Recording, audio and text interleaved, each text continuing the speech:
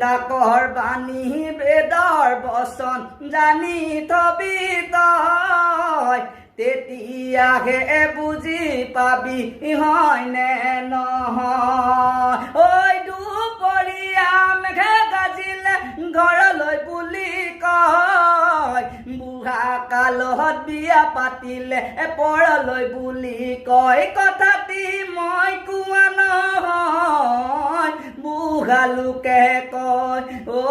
বুঢ়া লোকে কয়।